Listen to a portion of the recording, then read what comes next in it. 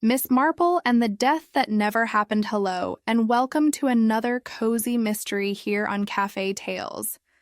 I'm your host, Ailey, and I'm so glad you've joined us. Tell me, where in the world are you listening from, and how did your day go? Leave a comment and let's share a moment together. Don't forget to subscribe for new stories daily. Now let's start tonight's mystery. Chapter 1. The Funeral Without a Body. The morning train from London deposited Miss Jane Marple at the small station of High Bracken just as the church clock struck 11. The autumn air carried a peculiar stillness, broken only by the distant tolling of the bell announcing a funeral. Miss Marple adjusted her black gloves and surveyed the platform with eyes that missed very little. "Taxi for the church, miss?" inquired a youth with an eager expression. "Thank you, but I believe the walk will do me good," Miss Marple replied. "It cannot be more than half a mile. I think just up the lane, past the oak trees. You'll be wanting the Dacre funeral, I expect." "Yes, poor Mr. Dacre. Such a respected gentleman." "I understand." The youth's face became guarded. "That's as may be, miss. There's been talk, mind you." "Talk?" Miss Marple's tone was one of polite elderly interest, nothing more. But the youth seemed to reconsider his words. "Nothing to concern a lady, miss?" "The church is just ahead." Miss Marple thanked him and made her way along the lane. How like young Tom Briggs back in St. Mary Mead, she thought. That same reluctance to gossip outright, yet that same desire to hint at hidden knowledge. In her experience, such reticence usually concealed something worth knowing. The Church of St. Michael was a handsome stone building set among ancient yews. A modest gathering of mourners stood near the entrance, their voices hushed. Miss Marple recognized none of them, which was hardly surprising. Her connection to Lionel Dacre had been slight, merely a shared acquaintance years ago through her late uncle. But when she'd seen the death notice in the Times, something had prompted her to pay her respects. Or perhaps, if she were honest with herself, her curiosity had been aroused by the vague wording of the notice. No mention of beloved family, no details of his passing, just the bare facts and a funeral date. A woman in heavy black crepe detached herself from the group and approached.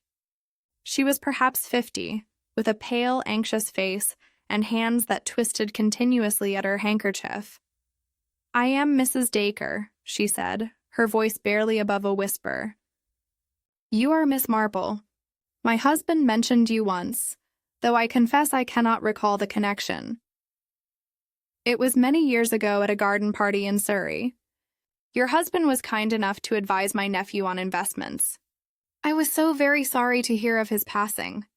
Mrs. Dacre's eyes darted toward the church door. "Yes, it was all very sudden." "Very sudden indeed." "These things so often are," Miss Marple said gently. "He had not been ill, I take it." "No, I mean, yes, a little unwell perhaps, but nothing serious. Dr. Hadley said, 'His heart, you see.'" But there was no warning. "None at all." A tall man in his 30s joined them, his bearing confident, his morning attire impeccably tailored. "Aunt Vera, the vicar is waiting." He turned to Miss Marple with a brisk nod. "Roger Dacre, my uncle's nephew and executor." "Forgive me, but are you family?" "An old acquaintance merely." "Miss Jane Marple." "How good of you to come." His tone suggested the opposite, that her presence was an inconvenience. "We're keeping matters simple, as Uncle Lionel would have wished." Simple indeed, thought Miss Marple as she followed the small group into the church. The coffin rested before the altar, closed and draped with a simple pall. No flowers except a single wreath of white lilies, no photographs, no personal touches. She took her seat in a rear pew and observed. The service was conducted by a nervous young vicar who spoke in generalities about Christian duty and the hope of resurrection. He mentioned Lionel Dacre's long service in banking, his reputation for integrity, his quiet retirement to High Bracken. But there was something missing, some personal warmth or genuine grief. It reminded Miss Marple of the memorial service for Colonel Bantry's cousin, where nobody had really known the deceased, and everyone had been anxious for it to end. A few rows ahead sat a stout woman in serviceable black, her eyes red from crying. The housekeeper, Miss Marple deduced. Real grief there, at least. And beside her, curiously, sat a man who kept checking his pocket watch as though he had pressing business elsewhere. When the vicar concluded with the customary prayers, Miss Marple expected the procession to the graveyard. Instead, Roger Dacre rose and announced that the committal would be private, immediate family only. A murmur ran through the small congregation. Miss Marple noted the surprise on several faces, including that of the housekeeper. As the mourners filed out, Miss Marple lingered near the door. The housekeeper was speaking in an urgent whisper to an elderly woman. "But it isn't right, Mrs. Peaton. How can there be a burial when no doctor has signed the certificate? I asked Dr. Hadley myself, and he went quite pale and said arrangements had been made privately." "Hush, Mrs. Tanley, people will hear. Let them hear. Something is wrong, I tell you.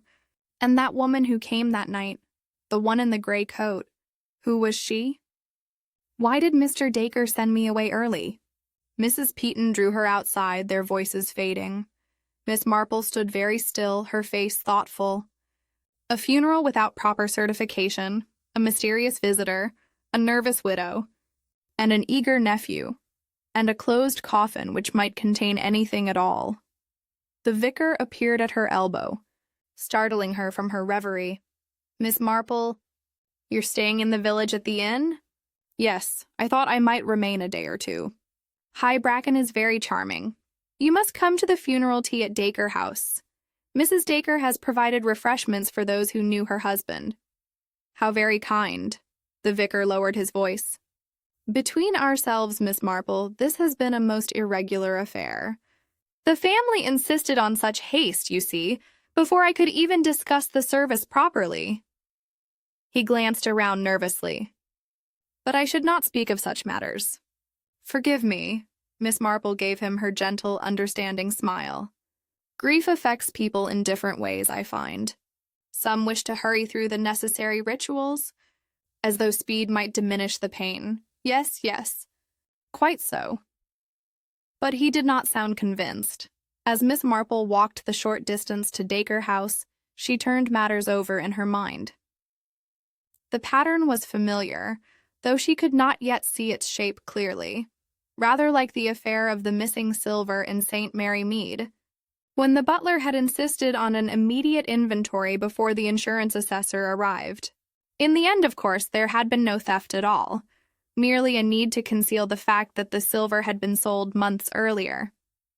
Dacre House stood back from the road, a solid Georgian structure with an air of faded prosperity.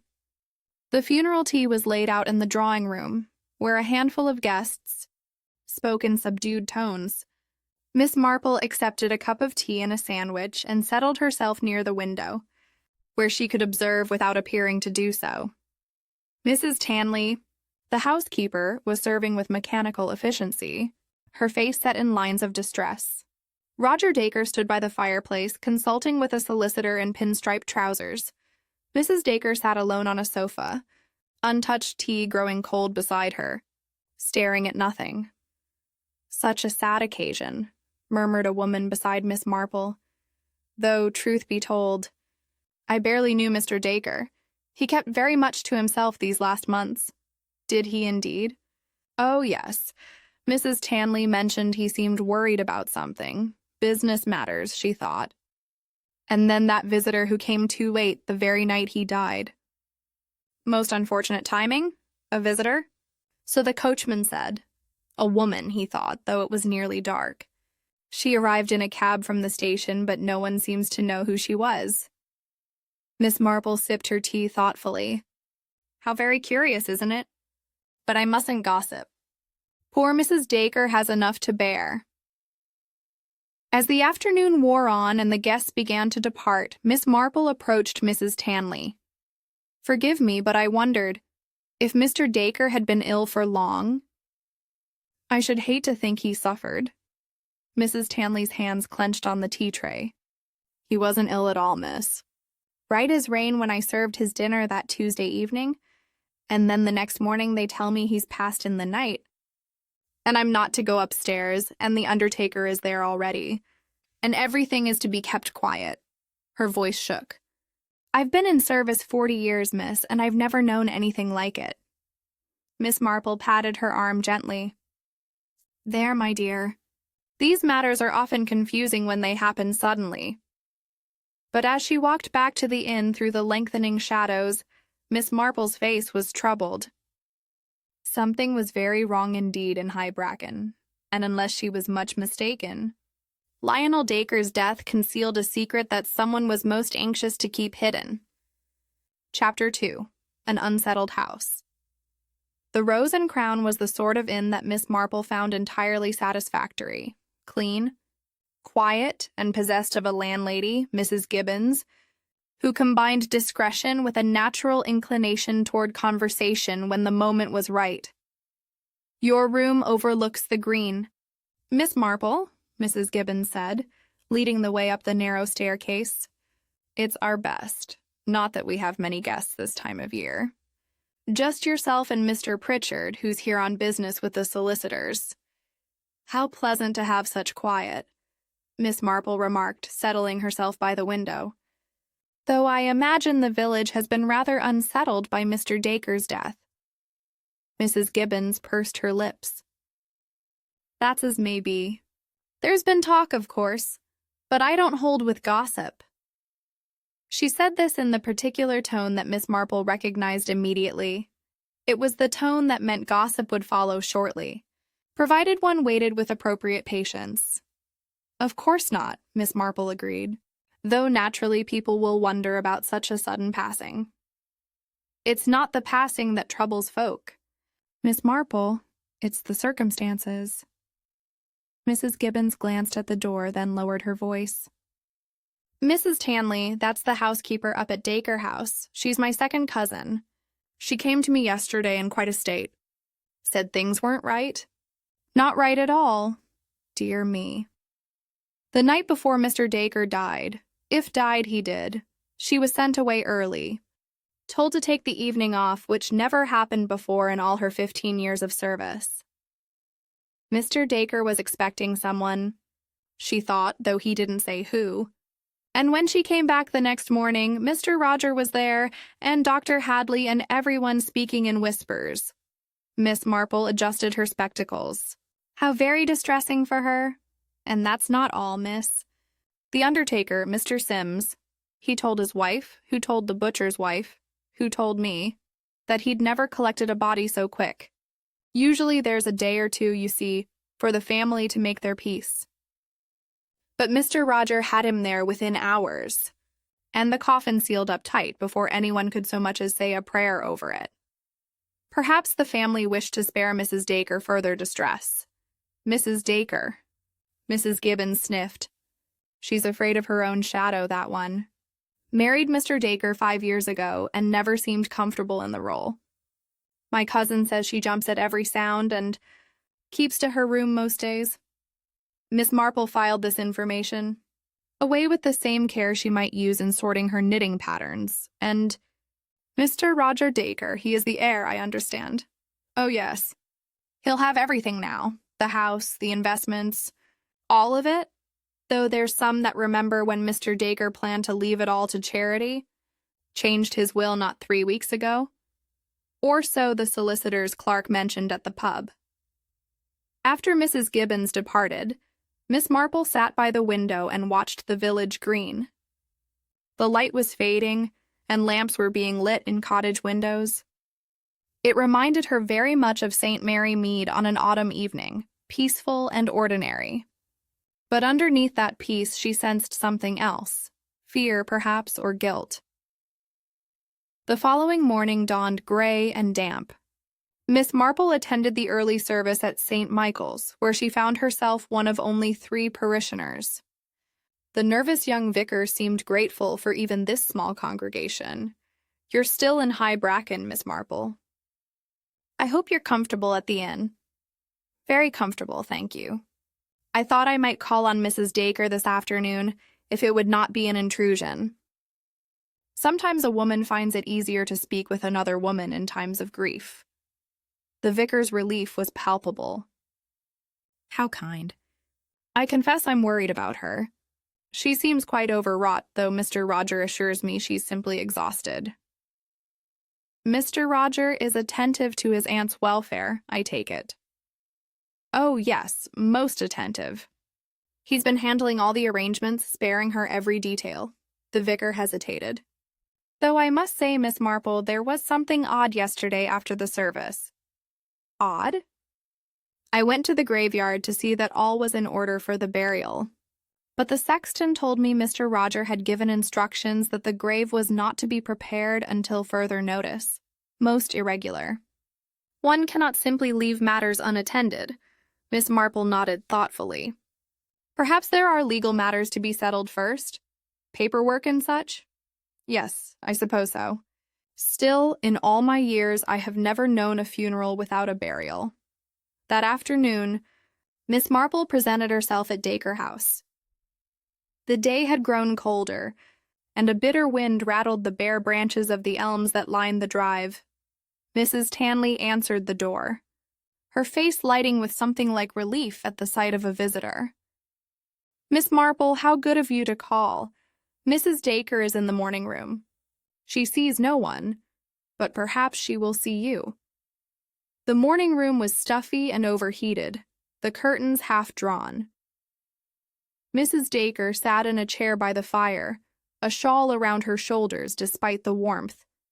She looked, Miss Marple thought, like a woman who had not slept properly in days. Miss Marple, you must forgive me. I am not receiving visitors. Of course, my dear. I shall not stay long. I only wished to see if there was anything I might do. Sometimes having another woman present can be a comfort. To Miss Marple's surprise, Mrs. Dacre's eyes filled with tears.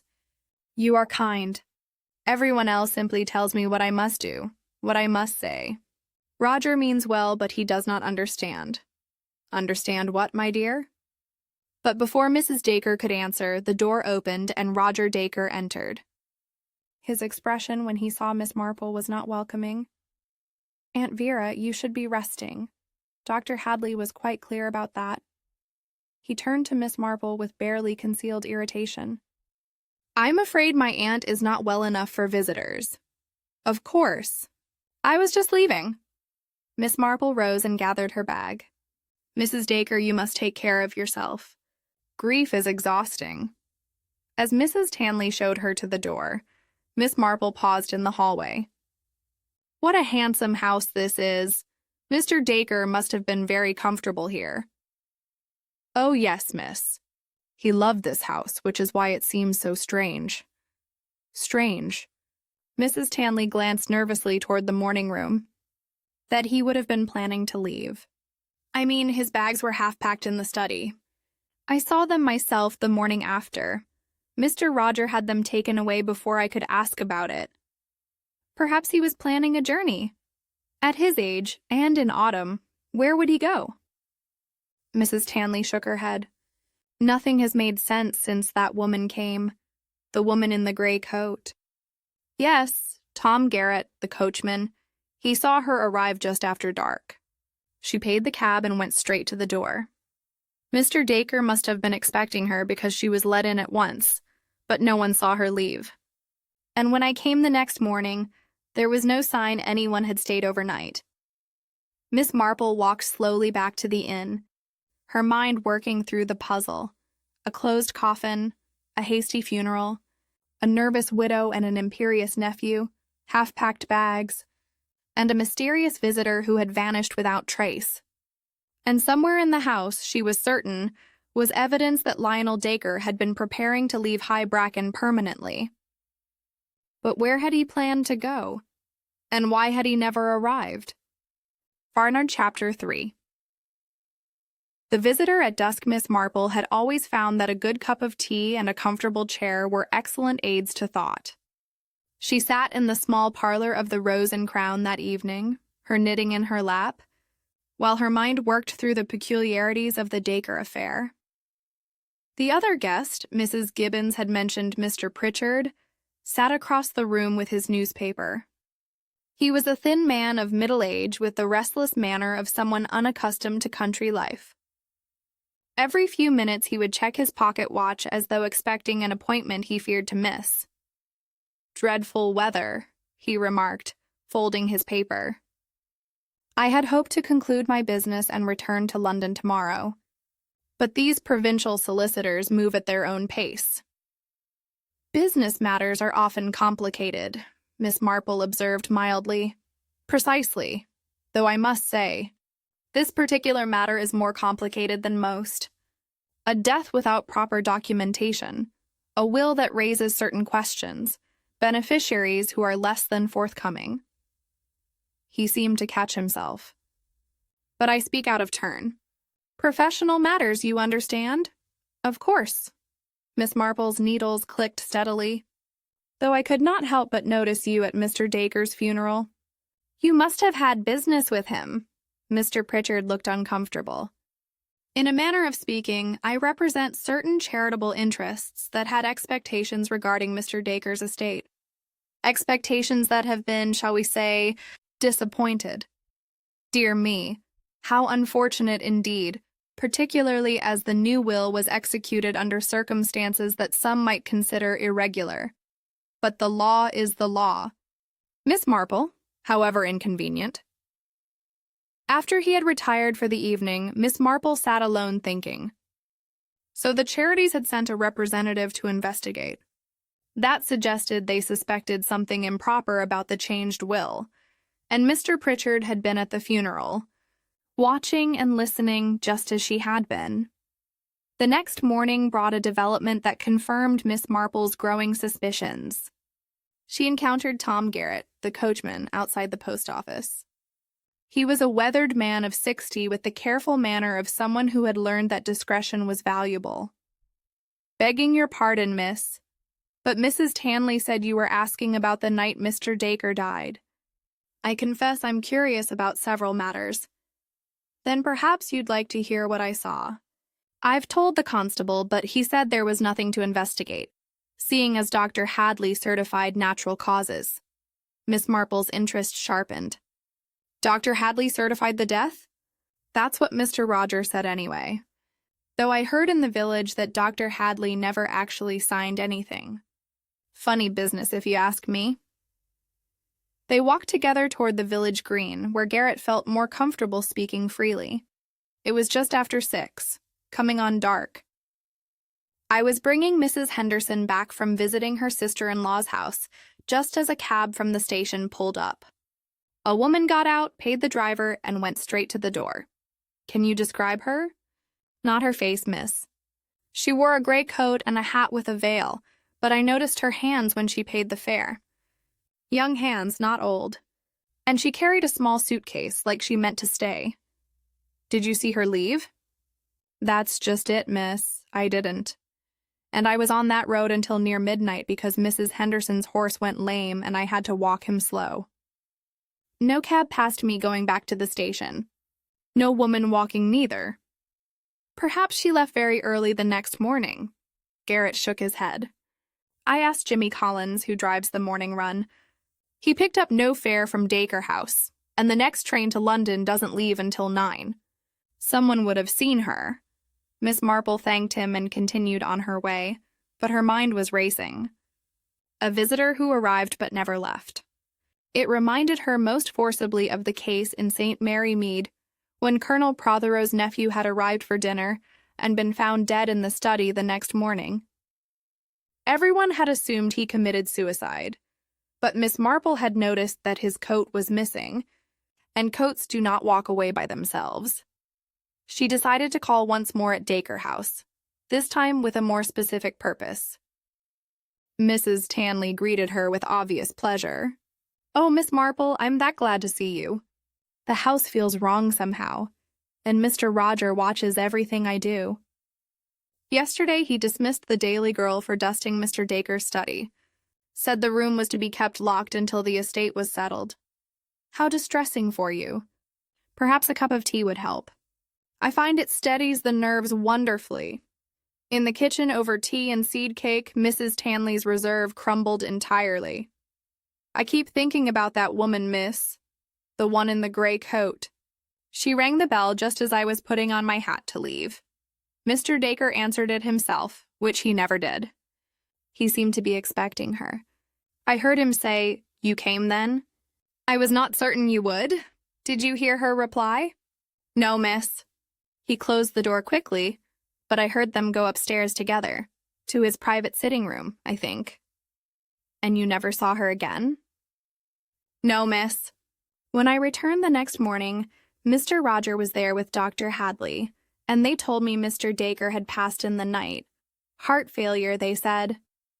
"But I've been thinking, miss, and it doesn't make sense." "What doesn't make sense, my dear?" "Mr. Dacre's shaving things.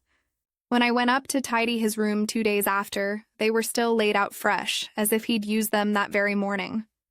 The water jug was half full, and there was a damp towel on the rail. How could a dead man shave himself?" Miss Marple set down her teacup with great care. "You're quite certain of this?" "Yes, miss. I know my work." Those things had been used after I left that Tuesday evening. Someone had used them on Wednesday morning, but Mr. Roger said Mr. Dacre died in his sleep Tuesday night. "Did you mention this to anyone?" "To Mr. Roger, miss. He said I was confused, that I must have seen them the day before and misremembered. But I know what I saw." Miss Marple walked back to the inn deep in thought. The picture was becoming clearer, though still incomplete.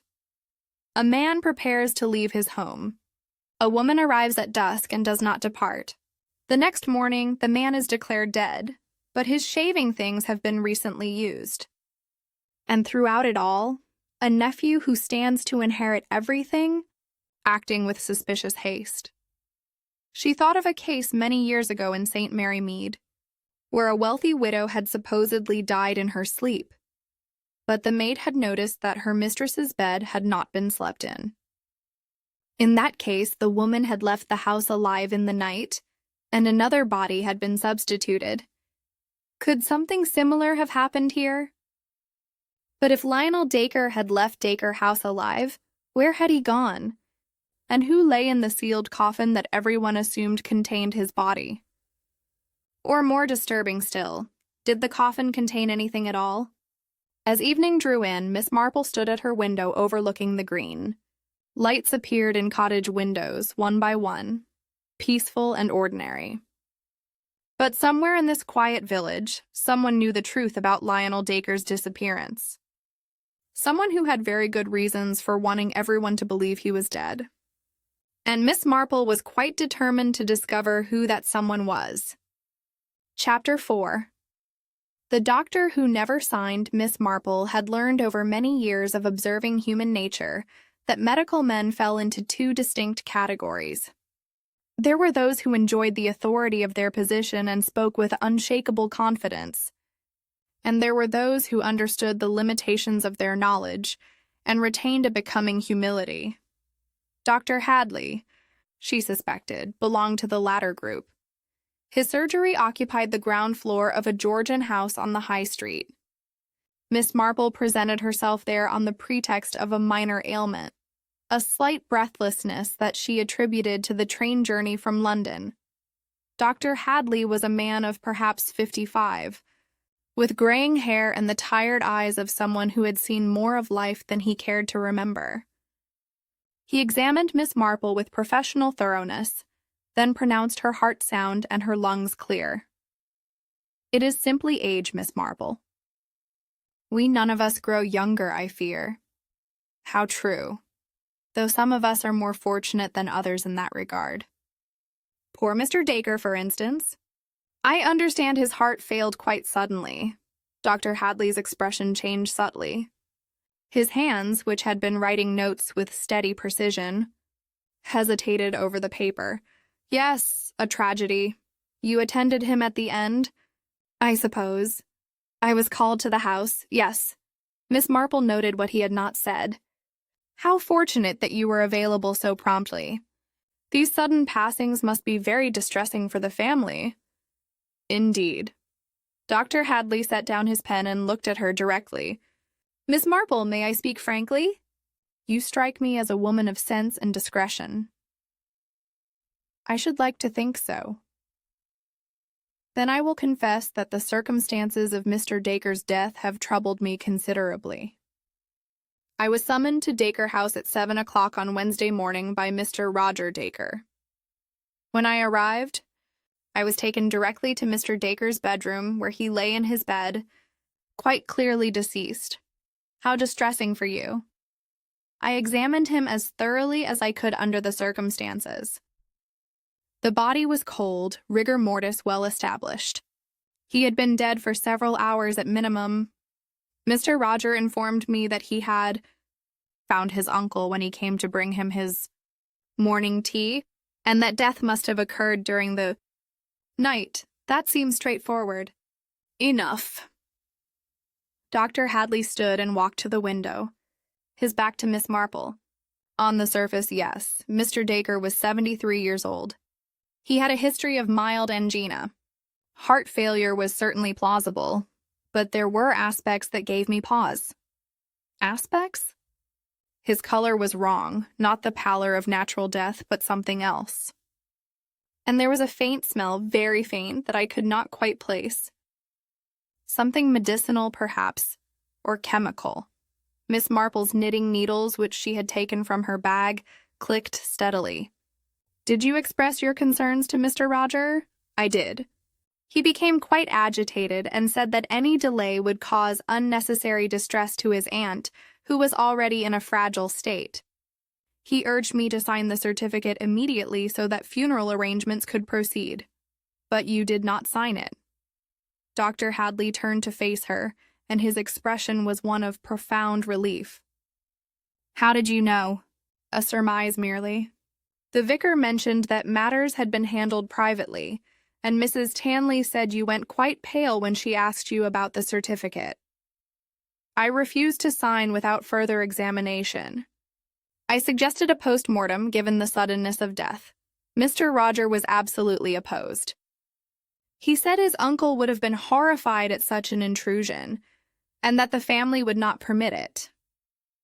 He assured me that private arrangements would be made, that another physician would provide the necessary documentation. Another physician? A Dr. Thornton from London? He said, a specialist who had treated Mr. Dacre previously. I confess I was skeptical, but Mr. Roger was most insistent. He implied that my continued involvement would be neither necessary nor welcome. Miss Marple considered this carefully. And did this Dr. Thornton materialize? I have no idea. I was effectively dismissed from the case. The undertaker was sent for, and within hours the body had been removed and the coffin sealed. I made inquiries with the registrar's office, but they informed me that all documentation was in order and that the death had been properly certified, by Dr. Thornton, presumably. Though I have since learned that no Dr. Thornton practices in London, at least not under that name. I checked the medical register. Dear me, that is most irregular. Irregular? Dr. Hadley laughed bitterly. It is worse than irregular, Miss Marple. It suggests something deeply wrong. But I am a country doctor with a small practice. Mr. Roger Dacre is a man of influence and means. Who would believe my suspicions over his assurances? I would, Miss Marple said quietly. And I suspect you are not alone in your concerns. Tell me, Dr. Hadley, in your professional opinion, could Mr. Dacre have been dead for longer than one night? The doctor was silent for a long moment. The degree of rigor mortis suggested death had occurred at least 8 to 10 hours before I examined him. If Mr. Roger found him at 7 in the morning, that would place death around 9 or 10 the previous evening, possibly earlier. Not during the night? Then, but during the previous evening. Precisely, which raises the question of why no one noticed or raised an alarm until the following morning. Miss Marple stood and gathered her things. Dr. Hadley, I wonder if you might tell me something else. When you examined Mr. Dacre, was he wearing nightclothes? The doctor looked startled. Why no, now you mention it. He was dressed in day clothes, trousers, shirt. waistcoat, as though he had died before retiring for the night, or as though someone had dressed him after death and placed him in his bed. Good God. Dr. Hadley sat down heavily. You believe the body was moved? Arranged to suggest a natural death in sleep? I believe, Miss Marple said carefully, that nothing about Mr. Dacre's death is as it appears, and I believe you were quite right to refuse to sign that certificate. As she left the surgery, Miss Marple felt the satisfaction of one more piece of the puzzle falling into place. Lionel Dacre had died, or appeared to die, on Tuesday evening, not Wednesday morning. He had been found dressed in day clothes, not night clothes. A mysterious woman had arrived at dusk and never left. And the next morning, Roger Dacre had conveniently discovered his uncle dead in bed, and had moved with suspicious haste to have the body removed and the coffin sealed. She walked toward the church, where she knew the vicar would be preparing for evensong. The undertaker's premises were adjacent to the churchyard, and Miss Marple decided that a conversation with Mr. Sims might prove illuminating. The shop was dim and smelled of wood polish and lilies. Mr. Sims himself was a small, worried-looking man who jumped when Miss Marple entered. Good afternoon. I wonder if I might ask you about Mr. Dacre's funeral arrangements. I'm afraid I cannot discuss clients' affairs, madam. Of course not. But I'm curious about one small detail. Where exactly did you collect Mr. Dacre's body? Mr. Sims wrung his hands. From Dacre House, naturally. From which room? That is to say, Mr. Roger met me at the door. The coffin had been prepared in the drawing room. Very unusual, that. Normally we would collect from the bedroom and make our preparations here at the premises, but not in this case. Our Mr. Roger was most particular. The body was to remain at the house, sealed in the coffin immediately with no viewing. We simply transported it to the church when required.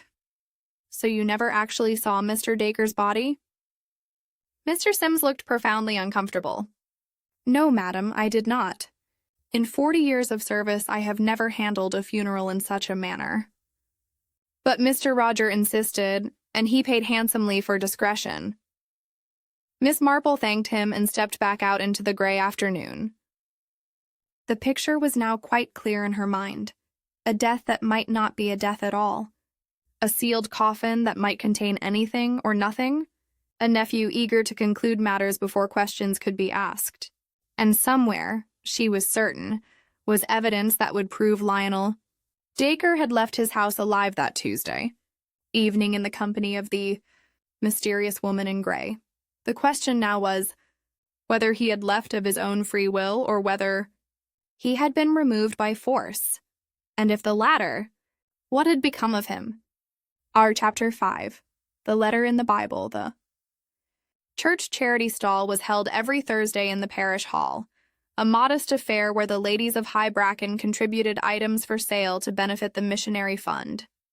Miss Marple had volunteered her services, partly from natural inclination toward such activities, and partly because she'd learned long ago that charity work provided excellent opportunities for observation. Mrs. Peaton, whom Miss Marple had seen speaking with Mrs. Tanley after the funeral, presided over the book table with the brisk efficiency of someone accustomed to command. How good of you to help, Miss Marple.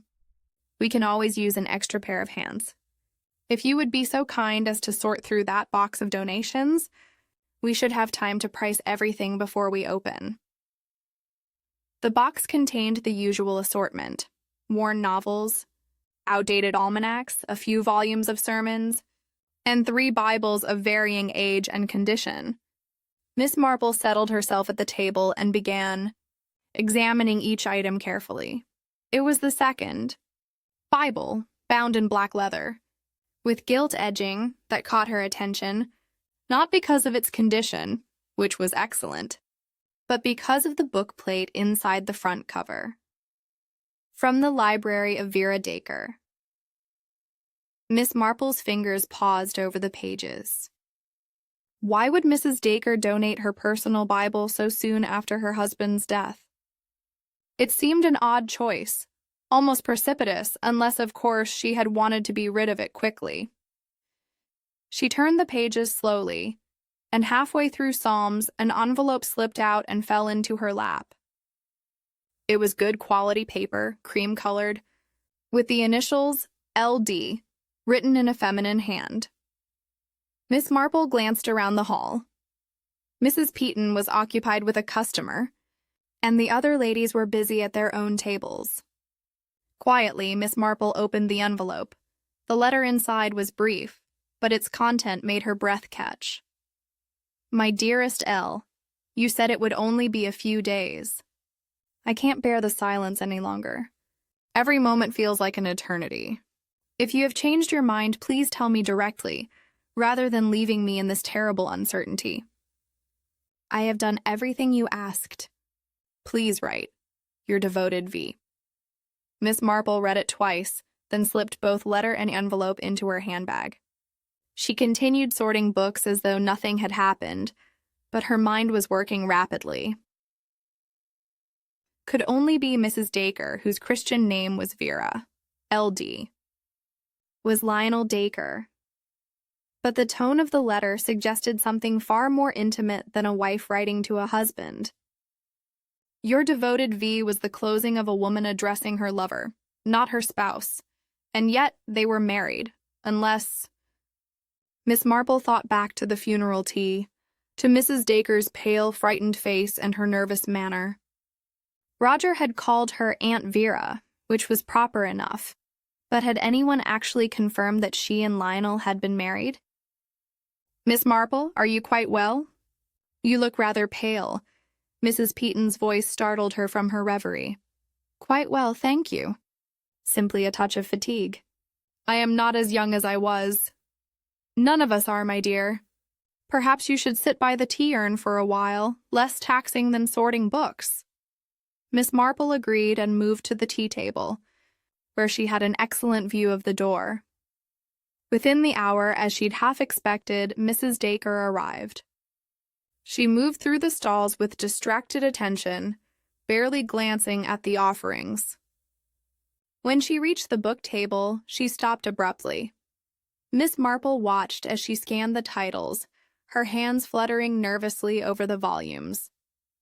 She was looking for something, or rather, looking to see if something was there.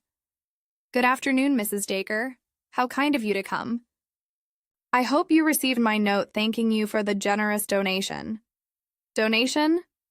Mrs. Dacre's voice was faint. The Bible? Such a lovely addition, though I was surprised you wished to part with it. Mrs. Dacre's face went white. The Bible? Is it still here? Oh, no, my dear. It sold within the first half hour. A gentleman from Lower Bracken purchased it. Said he collected such editions. Who? Who bought it?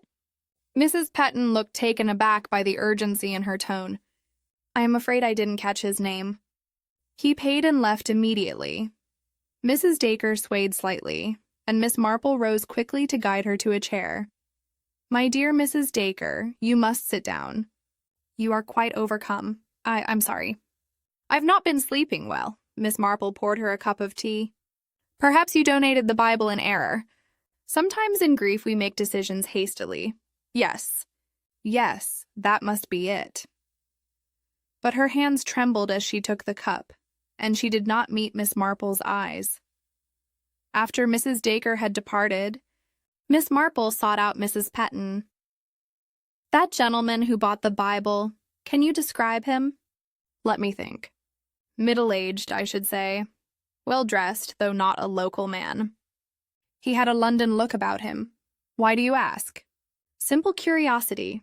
Mrs. Dacre seemed quite distressed about it. She did indeed. Most peculiar. One would think there was something valuable hidden in its pages. Miss Marple smiled gently. How romantic that would be. Like a novel. But as she walked back to the Rose and Crown, Miss Marple's thoughts were far from romantic. The letter she'd found proved that Mrs. Dacre and Lionel had been involved in some arrangement that required Secrecy and separation. I have done everything you asked. What had he asked her to do? And why the references to silence and waiting? The pieces were beginning to form a pattern, though not yet a complete picture. Lionel Dacre had been planning to leave. He'd received a visitor, a woman, on the evening of his supposed death. Mrs. Dacre had been writing to him as though they were separated, not living in the same house. As man and wife, could Mrs. Dacre have been the woman in the gray coat? But no, that made no sense. Why would she need to visit her own home secretly? Unless she didn't actually live there, unless her position as Mrs. Dacre was itself a fiction.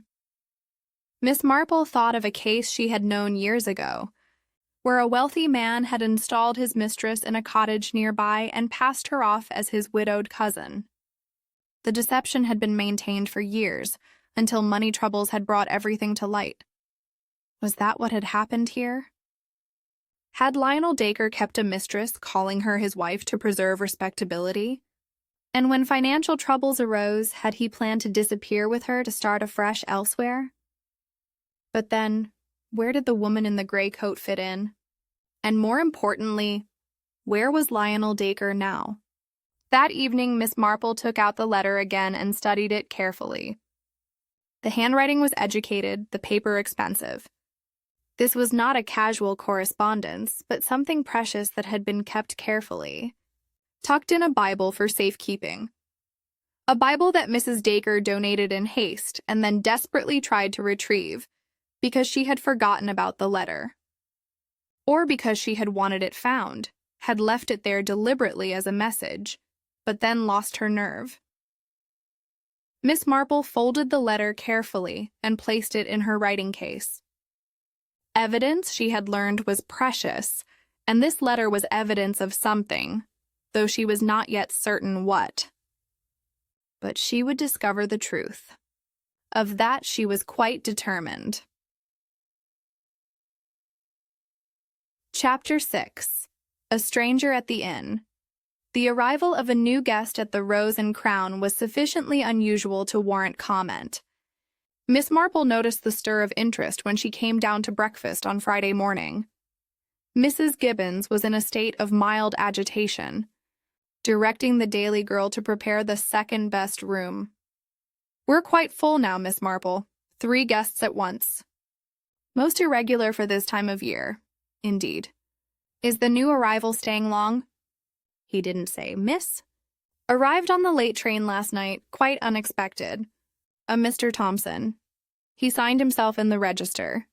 Breakfast at 8 sharp, if you please." When Mr. Thompson appeared in the small dining room, he was a man of about 40 with nondescript features and the sort of face that one might pass in the street without remembering.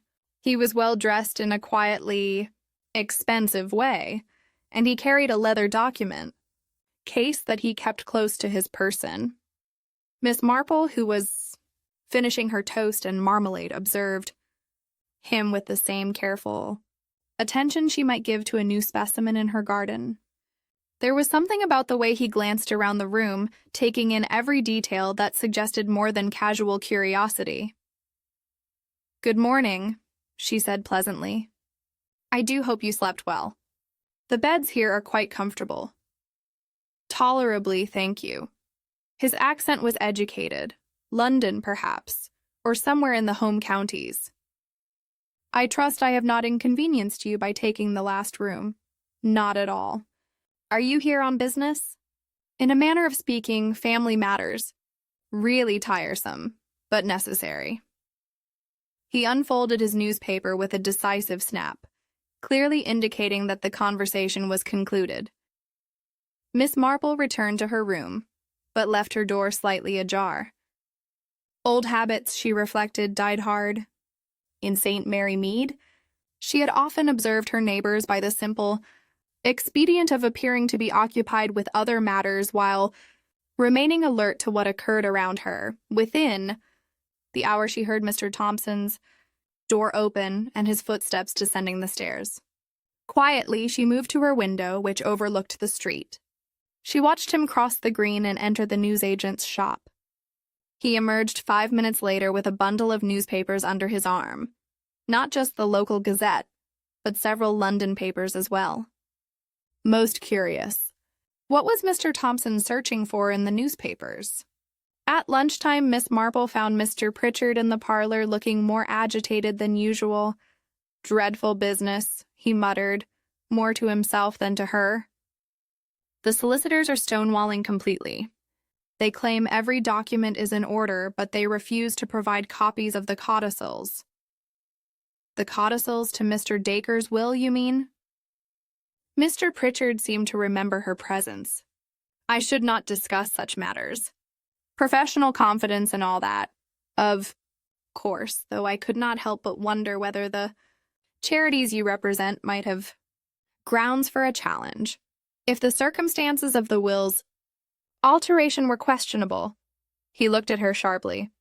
What do you know of questionable circumstances? Very little.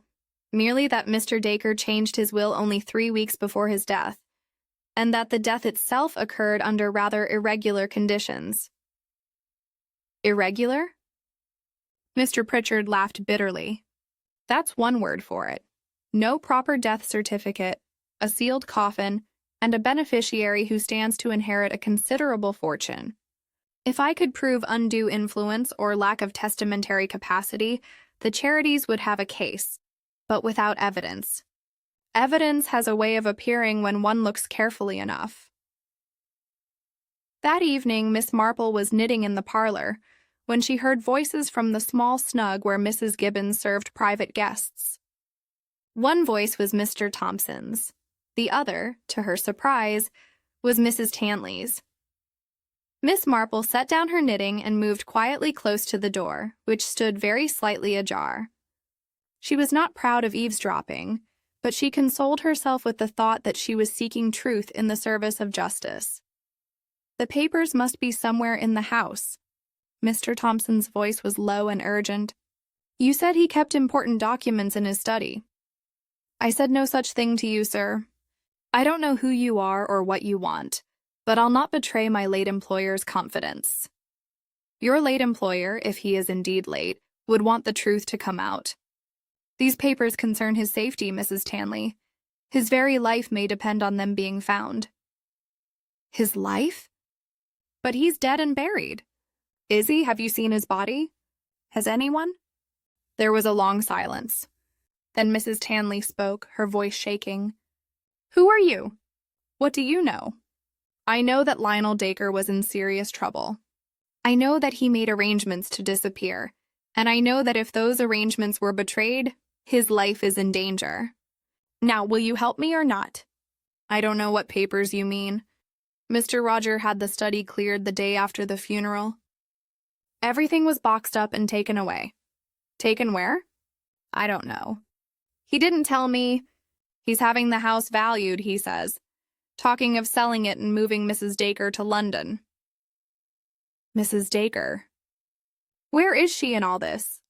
She keeps to her room mostly, frightened of her own shadow, that one, though I saw her packing a bag yesterday as if she meant to leave. But then Mr. Roger came and she unpacked it again. Quick as you like. Mr. Thompson's voice grew more intense. Mrs. Tanley, if you know anything at all about where Lionel Dacre might have gone, you must tell me. There are people looking for him, and they are not as patient as I am. I've told you all I know. Now please let me go. If Mr. Roger finds out I've been talking to you, he won't hear it from me. But think carefully. Any mention of where he might go, any letters, any arrangements you might have noticed. Miss Marple heard the scrape of a chair and moved quickly back to her seat. Mrs. Tanley emerged from the snug, her face pale and her hands trembling. She hurried past without seeing Miss Marple and disappeared through the door to the street. Mr. Thompson followed a moment later, but stopped when he saw Miss Marple by the fire. Still awake, Miss Marple? I thought elderly ladies retired early. I find sleep elusive sometimes. The mind remains active even when the body desires rest. She looked up at him over her spectacles. Are you finding High Bracken interesting, Mr. Thompson? Or should I say, are you finding what you came to find? His expression did not change, but something shifted in his eyes. I'm not sure what you mean. I think you understand me perfectly. You're looking for Mr. Dacre, are you not? And you have reason to believe he is not dead at all. For a long moment he said nothing. Then he pulled up a chair and sat down, his document case still clutched in his hand. Who are you, Miss Marple? You're not simply an old lady who came to pay her respects. On the contrary, I am precisely that. But I am also someone who notices things, and I have noticed that Mr. Dacre's death is surrounded by more questions than answers. If I tell you something, will you keep it in confidence? That depends entirely on what you tell me. He smiled grimly. Fair enough. Very well, Miss Marple. I'm not here on family business. I am here because Lionel Dacre embezzled a considerable sum from the bank where he worked. The bank has kept the matter quiet to avoid scandal, but they want their money back.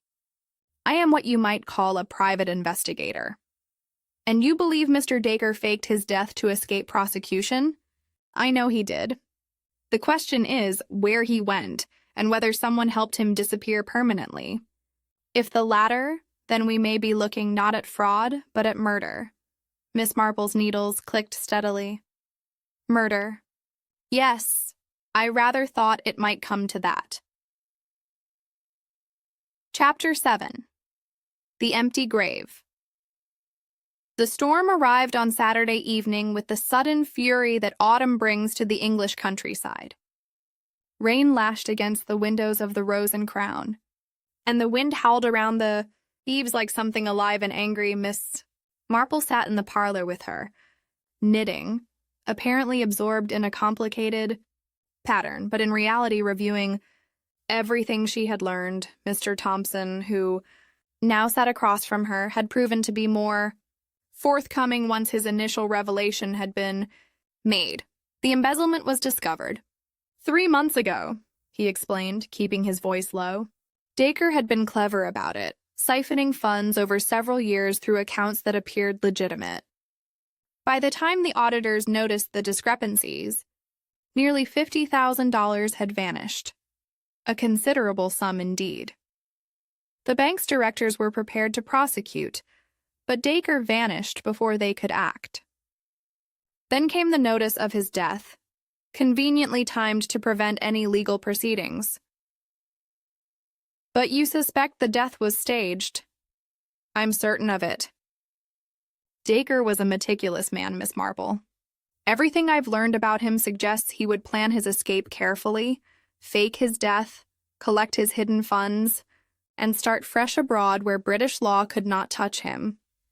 Miss Marple's needles paused, yet something went wrong. Precisely. The question is, what? Mr. Pritchard entered the parlor, shaking water from his coat. Dreadful night. The sexton tells me there's been some disturbance in the churchyard. Vandals, most likely, though who would venture out in such weather is beyond me. A disturbance? Miss Marple set down her knitting. Some damage to one of the newer graves, he said. I shouldn't be surprised if it was that Garrett boy from the village, always causing mischief. But Miss Marple was already rising. Which grave, Mr. Pritchard? I didn't ask. Does it matter? It may matter very much indeed. Despite the storm, Miss Marple wrapped herself in her mackintosh and made her way to the church, with Mr. Thompson following close behind. The rain had lessened somewhat, but the wind remained fierce, tearing at their clothes and making the lantern Mr. Thompson carried dance wildly. The sexton met them at the lych gate, an elderly man named Bourne, who looked thoroughly shaken. I don't like it, miss. Not natural, this isn't. Graves shouldn't be disturbed, not for any reason. Show us, please. He led them through the churchyard to a fresh grave beneath a yew tree. Even in the uncertain light, Miss Marple could see that the earth had been disturbed, hastily dug away, and then partially replaced. A spade lay abandoned nearby. When did you discover this? About an hour ago. I came to check the church was secure before the storm worsened. Found it just like this. Mr. Thompson knelt by the grave, examining the disturbed earth. The coffin has been exposed. Someone wanted to see inside. Mr. Dacre's grave? Miss Marple asked, though she already knew the answer. Aye, miss, though there was never meant to be a burial. Mr. Roger said the committal was delayed. Something about legal matters. But then yesterday he had the coffin brought from the church and buried quick, without telling anyone. No service, no vicar, just the gravediggers and himself. Most irregular, Miss Marple murmured. And now someone has attempted to open it. Not attempted, miss. The sexton's voice dropped. Succeeded. Look there. He directed his lantern toward the grave. The coffin lid was visible now, and it had been pried open. But what made Miss Marple's breath catch was what lay inside, clearly visible even in the poor light.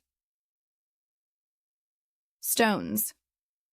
Nothing but stones, wrapped in an old coat to give the impression of weight. Mr. Thompson let out a low whistle. So it's true, there never was a body. Worse than that, Miss Marple said quietly. Someone knew there wasn't a body and came to prove it. The question is who and why tonight. A voice spoke from the darkness behind them. Because I needed to know the truth. They turned to find Mrs. Dacre standing at the edge of the graveyard, soaked through and swaying slightly. In her hand was a muddy spade, and her face in the lantern light was that of a woman who had reached the end of her endurance. Mrs. Dacre? Miss Marple moved toward her. My dear, you must come inside at once. You will catch your death. Death? Mrs. Dacre laughed, a high, hysterical sound. That's rather appropriate, don't you think? Since there seems to be so much death about, and yet no one actually dead. You opened the grave. I had to know. Roger kept telling me Lionel was dead, that I must accept it and move on. But I didn't believe him. I couldn't believe him. So I came tonight, when I knew everyone would be sheltering from the storm. I had to see for myself. She sank to her knees in the wet grass, the spade falling from her hands. There's nothing there. Nothing. He isn't dead at all, is he? He left me. After everything we planned, everything we sacrificed, he left me. Miss Marple knelt beside her, heedless of the mud. Mrs. Dacre, I think you must tell us everything, the truth from the beginning. What does it matter now? He's gone, and I'm left here to face everything alone. It matters, Mr. Thompson said, his voice gentle. Because someone needed Lionel Dacre dead, at least on paper. And if he isn't in this grave, we need to know where he is, for his sake as well as yours. Mrs. Dacre looked up at him, and something like hope flickered in her eyes. You think he might still be alive? Truly alive? I think, Miss Marple said carefully, that we are dealing with a very complex deception, and I suspect you know more than you have told anyone. The woman nodded slowly. I'll tell you everything, but not here. Not in this dreadful place, with its empty grave and its lies. They helped her to her feet and made their way back to the Rose and Crown. Mrs. Gibbons, roused by their return, provided hot tea and blankets, clucking disapprovingly at the state they were in. When Mrs. Dacre had recovered sufficiently, she began her story. I'm not his wife. I never was. My real name is Vera Thornton, and I was Lionel's secretary at the bank for 10 years. We fell in love, but he was already married, unhappily. His wife refused to divorce him, so we lived apart, meeting when we could. And the embezzlement? Mr. Thompson asked. That was real enough. Lionel took the money, yes, but not for himself. His wife was being blackmailed over something from her past. For years he paid and paid, until there was nothing left of his own fortune. So he took from the bank, meaning to replace it once he could sell some properties. But the blackmailer demanded more, always more. So he decided to disappear, Miss Marple said. Yes, we planned it together. He would fake his death, and I would play the role of his widow. Once matters settled, I would join him abroad, and we could finally be together. He said it would only be a few days before he sent word where I should meet him, but no word came. Nothing. For weeks, nothing. And Roger kept pressing, me saying the estate must be settled, that I must sign papers. I didn't know what to do.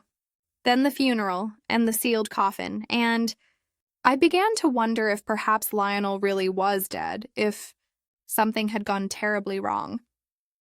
So you opened the grave to learn the truth, yes, and now I know he isn't dead. He left without me. He took all that money and abandoned me to face the consequences alone. Miss Marple exchanged glances with Mr. Thompson. Neither of them spoke their thoughts aloud, but both were thinking the same thing. If Lionel Dacre had planned to fake his death and disappear with Vera, why had he not taken her with him? And if he had intended to abandon her, why stage such an elaborate deception at all? Unless, Miss Marple thought with a chill, someone else had discovered Dacre's plan and decided to use it for their own purposes. Someone who needed Lionel dead, not just on paper, but permanently. And if that were true, then the question was not where Lionel Dacre had gone, but whether he was still alive at all. Chapter 8. The Will That Changed Everything. Morning dawned gray and cold, the storm having passed but leaving the village looking battered and sodden.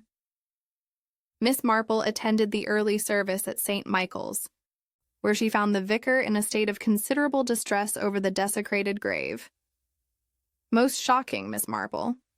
Most shocking indeed. In all my years of ministry, I have never encountered such sacrilege. The police have been notified, of course, though what they can do I hardly know. I believe Mrs. Dacre may be able to explain the circumstances, Miss Marple said gently. She was overwrought with grief and confusion. Sometimes people do extraordinary things when they are desperate for answers. The vicar looked profoundly uncomfortable. Mrs. Dacre? Good heavens, but why would she disturb her own husband's grave? Perhaps because she needed to know that he was truly at rest. After the service, the vicar drew Miss Marple aside into the vestry. His hands were shaking slightly as he poured them, both a cup of tea from the ancient pot, kept warm on a small spirit. Lamp, Miss Marple, I must speak to someone, and you strike me as a woman of both discretion and understanding. This entire affair has troubled me deeply from the beginning. The funeral arrangements, you mean? Not just the arrangements, the whole business of Mr. Dacre's will. I was one of the witnesses, you see, when he signed the new document 3 weeks ago. Miss Marple set down her teacup with great care. Were you, indeed? That must have been a solemn occasion. It was most peculiar.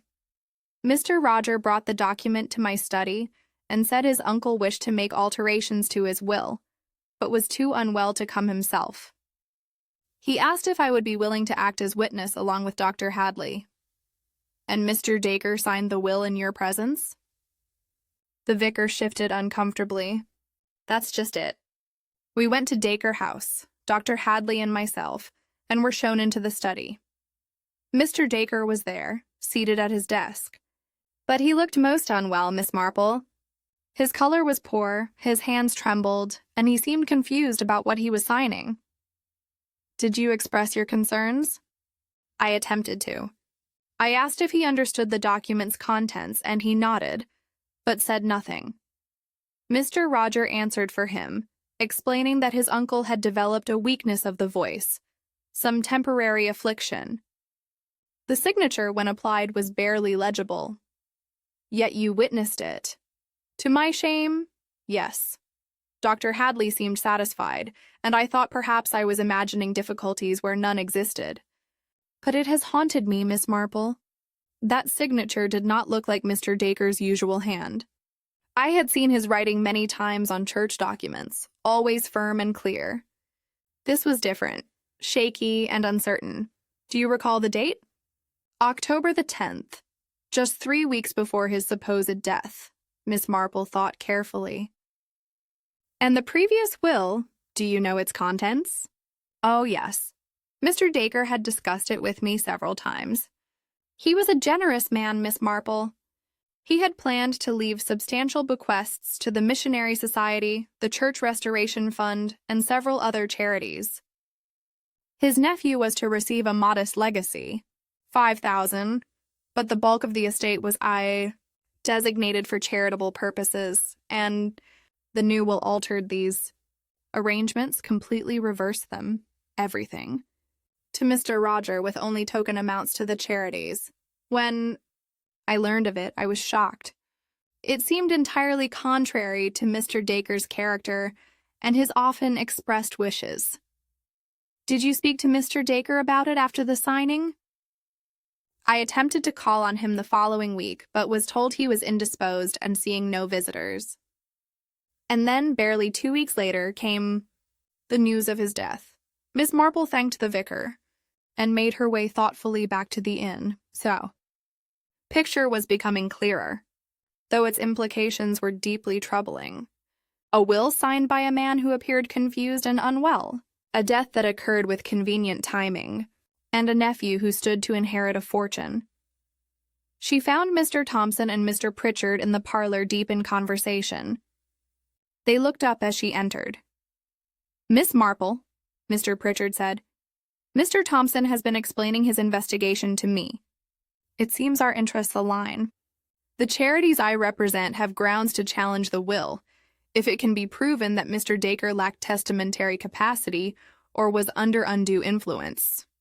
Or if he's not actually dead," Mr. Thompson added dryly, "quite, though the empty coffin rather supports that theory. The question is, what to do about it?" Miss Marple seated herself by the fire. "I have just spoken with the vicar. He witnessed the signing of the new will, and has grave concerns about its legitimacy." She recounted her conversation, watching their faces as she spoke. Mr. Pritchard grew increasingly agitated, while Mr. Thompson's expression became grimmer. "If Dacre was incapacitated when he signed," Mr. Pritchard said, "the will could be contested, but we would need proof." "The vicar's testimony would carry weight," Miss Marple observed, "as would Dr. Hadley's, if he could be persuaded to speak honestly about what he observed." "There's something else," Mr. Thompson said. "I've been making inquiries about Roger Dacre's financial situation. He's heavily in debt, gambling debts mostly, and some unfortunate investments. He needed money desperately, and his uncle's estate would solve all his problems." "Motive enough for fraud," Mr. Pritchard said. "Perhaps even for murder, if it comes to that."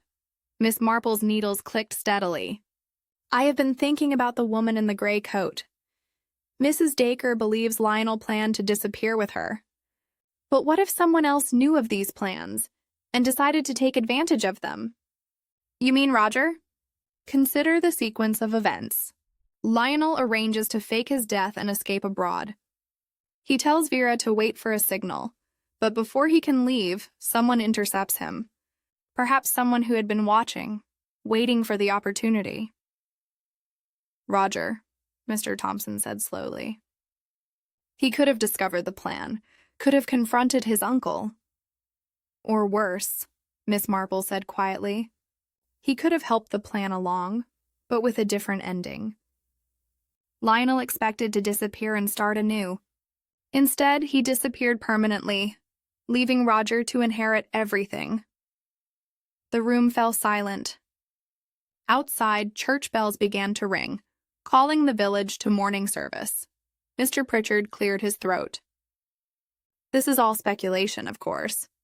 Without proof, without a body, we have nothing that would stand up in court." "Then we must find proof," Miss Marple said. "And I believe I know where to start." The vicar mentioned that Mr. Dacre kept detailed records of his charitable contributions. If those records still exist, they might reveal something about his state of mind in the weeks before his death. "The study was cleared out," Mr. Thompson reminded her. "Mrs. Tanley said Roger had everything boxed and removed." "Yes, but removed where?" If I were attempting to conceal evidence of wrongdoing, I would not destroy documents immediately. Too risky. If questions were asked, I would hide them somewhere safe until matters were settled. Dacre House itself, possibly, or somewhere else Roger has access to. Does he have lodgings in the village? Mr. Thompson shook his head. He's staying at Dacre House, supposedly to keep Mrs. Dacre company and manage the estate. Then that is where we must look. But we shall need a pretext, and we shall need to be very careful. If Roger suspects we are investigating him, he may act hastily. What do you propose? Mr. Pritchard asked. Miss Marple smiled gently. I propose that I pay another call on Mrs. Dacre, a kindly elderly lady concerned about a grieving widow. Who could object to that? And while I am there, I shall keep my eyes open for anything that might prove illuminating. It could be dangerous, Mr. Thompson warned. My dear young man, I've been in far more dangerous situations than this. Once in St. Mary Mead, I confronted a murderer in a garden shed, armed with nothing but my knitting needles and common sense. I survived that encounter, and I shall survive this one. She gathered her things and prepared to venture out, but her mind was already working through the possibilities. Somewhere in Dacre House was evidence that would reveal what had truly happened to Lionel Dacre, and Miss Marple was determined to find it. Chapter 9. The man in the gray coat. Miss Marple's visit to Dacre House that afternoon was forestalled by an unexpected development. As she was preparing to leave the Rose and Crown, Mrs. Gibbons intercepted her with news. Miss Marple, there's been a commotion at the railway station.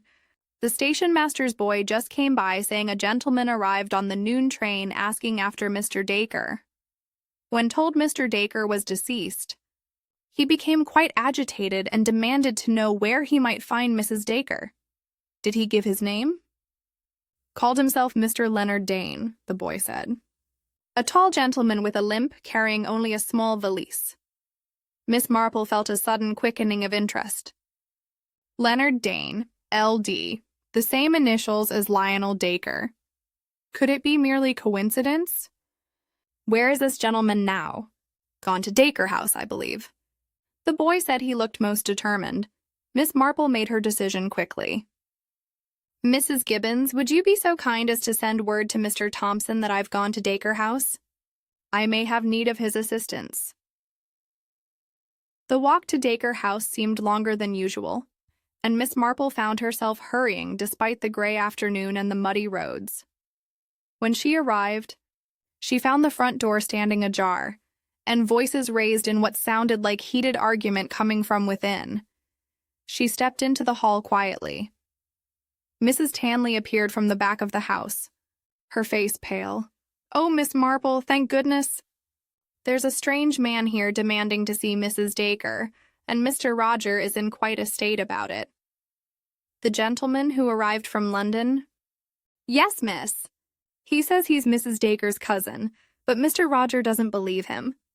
They're in the drawing room now, and I fear there may be violence. Miss Marple moved toward the drawing room, from which the voices emanated more clearly now. I tell you, I don't know who you are or what you want, but you have no business in this house. That was Roger Dacre's voice, strained and angry, and I tell you that I have every right to see Mrs. Dacre.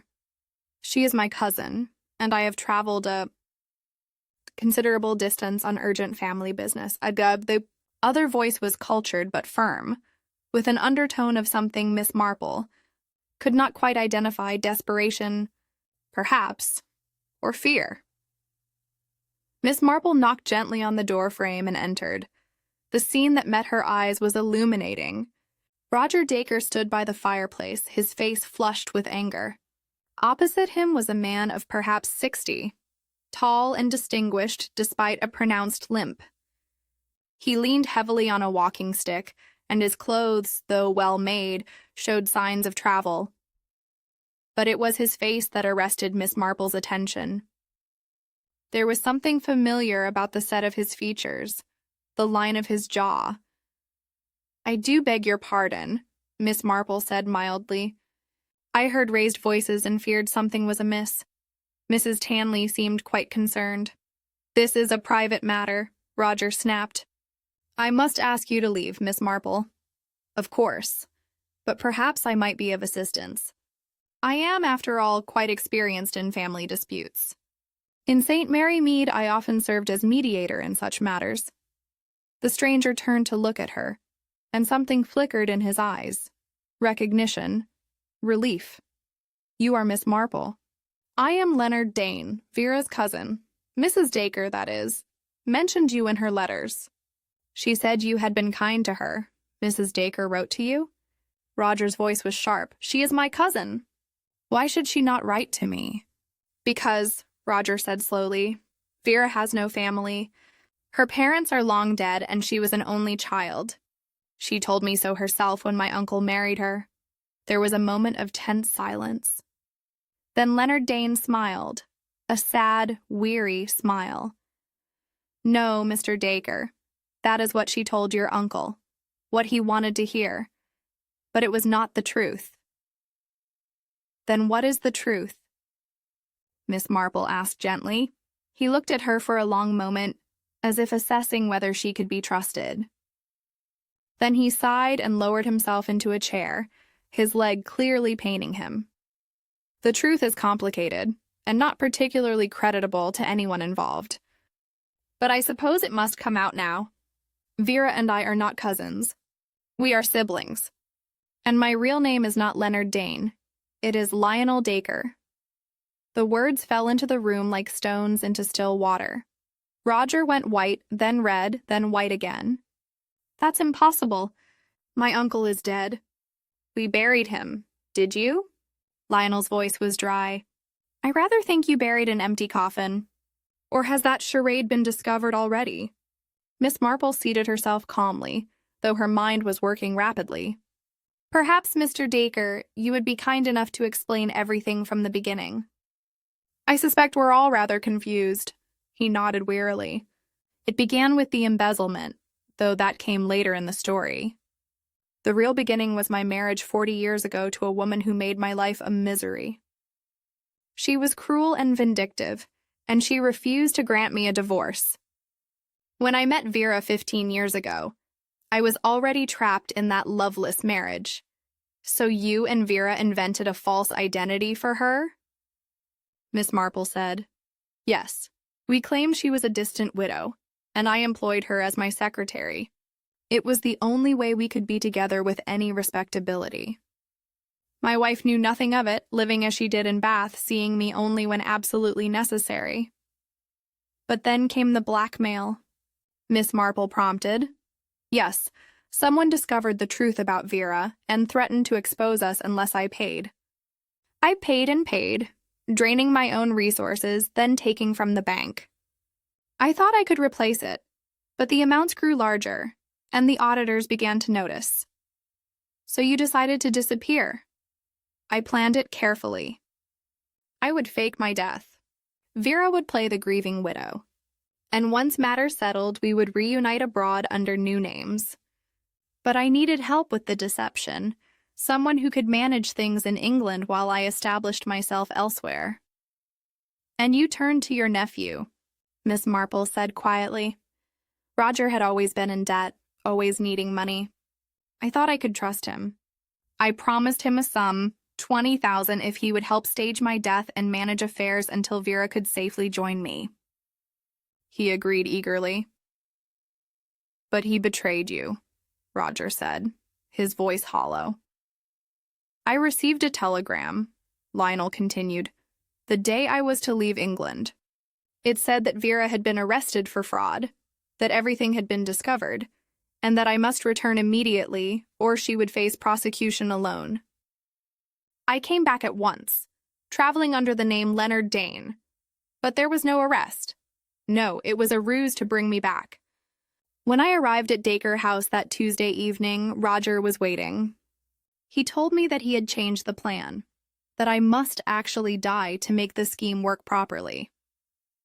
He had already altered my will, forged my signature, with my hand while I was drugged with something Dr. Hadley had prescribed for my heart. Drugged? Miss Marple leaned forward. Yes, the week before, I had experienced what I thought was angina. Dr. Hadley prescribed a medication, but I believe now that Roger was adding something to it. Something that made me weak and confused. When I protested the new will, he assured me it was temporary, just for appearances. I signed because I could barely hold the pen, and Roger guided my hand. What happened that Tuesday night? Lionel's face grew grim. Roger explained his new plan. I would remain hidden while he staged the funeral with an empty coffin. The authorities would believe me dead, the estate would pass to him, and I would be free to leave England with nothing tying me here. He promised to send Vera to join me once everything was settled. But you did not trust him. I had begun to see what he truly was. Greedy, ruthless, willing to commit any crime for money. So I fled. I've been hiding these past weeks at a boarding house in Whitby, trying to determine what to do. Then I received Vera's letter, forwarded through a contact. She wrote that she could bear the uncertainty no longer, that she needed to know I was alive. So I came. Roger had been listening to this recitation with an expression that shifted from anger to fear to calculation. Now he spoke, his voice carefully controlled. This is a fantastic tale, but you have no proof.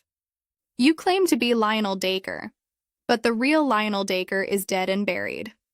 You are simply an imposter hoping to claim what belongs to me. Am I? Lionel reached into his coat and withdrew a leather wallet. Then perhaps you can explain these. My bank papers in my own hand, letters from Vera addressed to me at my private box, and this. He pulled out a photograph, yellowed with age. My wedding photograph, showing the scar on my left hand from a childhood accident. A scar I still bear. He held out his hand, and Miss Marple saw clearly the old mark running across his palm. Roger stood frozen, his face a mask of conflicting emotions.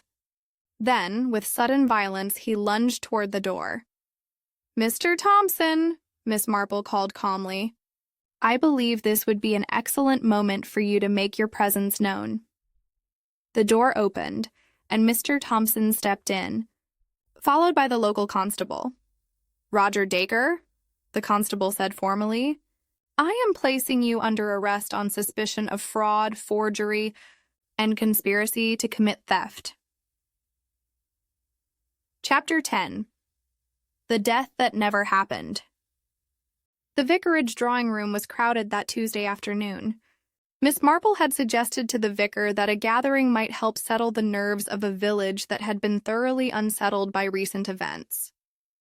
He had agreed with alacrity, grateful for any opportunity to restore normalcy to High Bracken. Mrs. Dacre, or rather Miss Vera Thornton, as she now called herself, sat beside Lionel Dacre on the sofa. They held hands with the quiet contentment of two people who had finally found their way through a long darkness. The damage to Lionel's health from the drugs Roger had administered was slowly improving, though the limp from an old injury would remain. Mr. Thompson stood by the window. His investigation concluded to his satisfaction. The bank had agreed not to press charges against Lionel in exchange for the return of most of the embezzled funds, which he had hidden in various accounts abroad.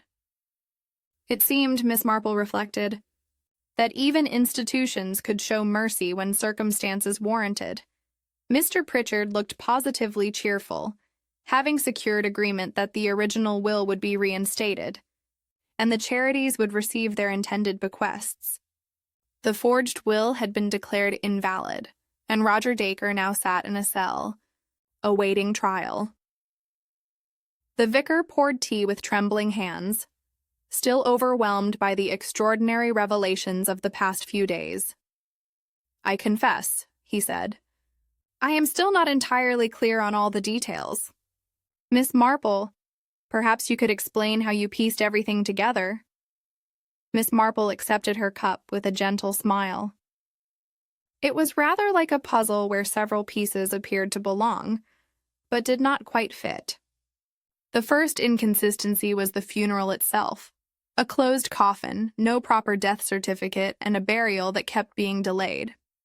It suggested that something was being concealed. The empty coffin, Dr. Hadley said. He had been invited to the gathering and sat looking considerably relieved that his suspicions had been vindicated. I knew something was wrong when I examined the body that morning. Indeed. And that was the second piece that did not fit. You described symptoms that were inconsistent with natural death. But more importantly, Mr. Dacre was found dressed in day clothes, not night clothes, suggesting he had not died in his sleep as claimed. I should have insisted on a post-mortem, Dr. Hadley said ruefully. You could not have known the full extent of the deception. Roger Dacre was very clever in his manipulation of events. He had drugged his uncle to obtain a forged signature on the will, then used the planned disappearance to stage an elaborate fraud. Lionel Dacre spoke, his voice still weak but steady. I was a fool to trust him. I thought because we were family, because I was offering him a substantial sum for his help, that he would honor our agreement. Instead, he saw an opportunity to take everything. Roger's gambling debts were extensive, Mr. Thompson added. 20,000 would not have been enough. He needed the entire estate. Miss Marple nodded. The woman in the gray coat was the detail that first suggested the truth to me. She arrived at dusk but never left. Yet the next morning, someone had used Mr. Dacre's shaving kit. The only explanation was that Mr. Dacre himself had been in the house after his supposed death. But I never saw him, Vera said quietly. I left that Tuesday evening as instructed, and when I returned Wednesday morning, Roger told me Lionel had died in the night, because by then Lionel had already fled. Roger had frightened him into believing you were in danger, that he must leave immediately. Then Roger arranged the false funeral, hoping to inherit everything before questions could be asked. The letter in the Bible, Vera said. Did that help you understand? It confirmed that you and Lionel were separated, that you were waiting for word from him. The intimate tone suggested a relationship far deeper than the conventional marriage everyone believed existed. When I learned you had donated the Bible in haste, I suspected you had either forgotten the letter was there or had deliberately left it as a message. Vera colored slightly. I hardly knew what I was doing. I was so frightened, so confused. Part of me thought, if someone found the letter, they might help me discover the truth. And someone did find it, Miss Marple said gently. The vicar cleared his throat. But how did you know that Mr. Leonard Dane was actually Lionel Dacre? I confess, I saw him and thought nothing of it. The initials were the first clue, LD, the same as Lionel Dacre, but reversed. And Mrs. Tanley mentioned he had a limp and received letters from someone called Mrs. D. Then there was his obvious interest in the newspaper death.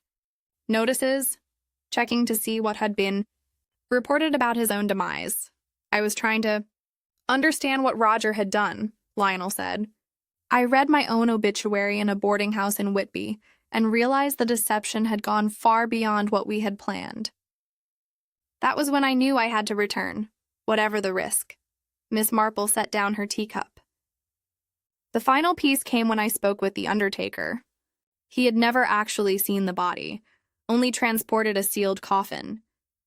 It struck me then that perhaps there had never been a body at all. Roger needed only the appearance of death to claim the inheritance.